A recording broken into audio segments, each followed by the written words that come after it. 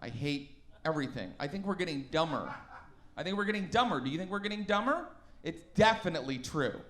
I did research, okay? The top-selling book in 1967, the top-selling book was 100 Years of Solitude, which is like this Nobel Prize-winning book about generations of a family in Colombia. The number one selling book in 2012 was 50 Shades of Grey, which is pornographic fan fiction that they revised so it could count as a book. I have a quote. I just want to read it to you so you understand. Maybe you already do. This is the character Christian talking to what's-her-fucking-face. Who cares? Who cares? He says, "But I'm a selfish man. I've wanted you since you fell into my office. You are exquisite, honest, warm, strong, witty, beguilingly innocent." Okay, fuck adverbs, but specifically fuck beguilingly, okay? If you use that, you're not allowed to write anymore. There should be a license you have to earn. Okay, he says, "Strong, witty, beguilingly innocent, the list is endless." Well, it just ended, but fine. "I'm in awe of you. I want you. And the thought of anyone else having you is like a knife twisting in my dark soul." He refers to his own dark soul. If you were dating a man and he said something about his dark soul, you'd be like, I gotta dump this fucking loser. This is so dumb. It's like a book written by Joey from Friends.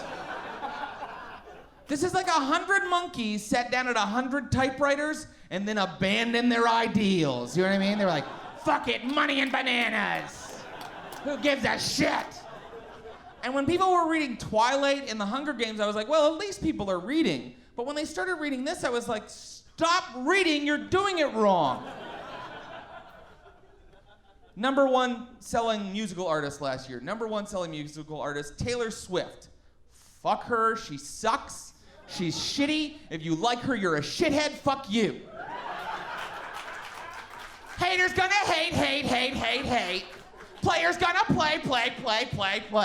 Those aren't lyrics, those are catchphrases. She might as well sing, Subway, eat fresh. Finger licking good. My problem isn't even the music, it's her attitude. Because to me, she's like, have you ever met like a 22-year-old girl who thinks every story she tells is fascinating? And she'll tell you like a 30-minute tale about how Starbucks didn't have the muffin that she likes. And you're like, oh my God, your parents never taught you to shut the fuck up. Before every song, she's like, this one's about a breakup. Well, maybe people keep breaking up with you because you suck. She dated a Kennedy for a while, and I was just praying someone would take a shot at her, or her plane would go down. Yeah, I stand behind it, yeah. I stand directly behind that, okay? You know what, I don't want her to die, but don't you think her music would be better if she like lost an arm in a roller coaster accident, you know? It's like, try shaking that off, you know?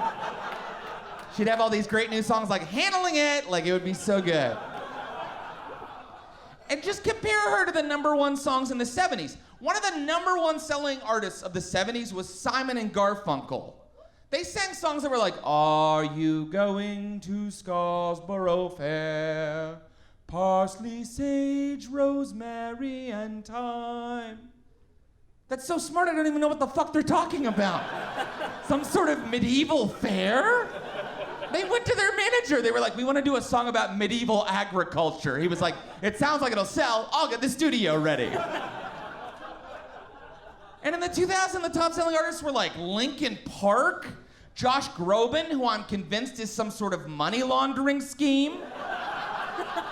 They're funneling money through him somehow. Fuck him.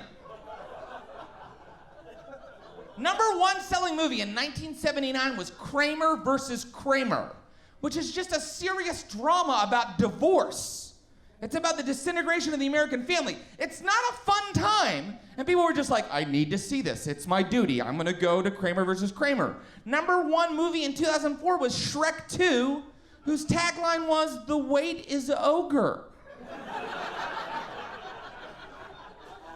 #1 movie last year, Guardians of the Galaxy, which I enjoyed. I enjoyed very much. I'm not above it. I'm not like, fuck that. Like, I enjoyed it, but it had a talking raccoon. It's a movie for little kids. It's just to sell action figures. And if it keeps going like this, it's gonna get younger and younger and younger. And in 10 years, you and I will be talking about movies, and I'll be like, dude, did you see Colorful Shapes? Oh, those shapes were so colorful. Blue triangle, though. I can't wait to see Lamb Goes Bah.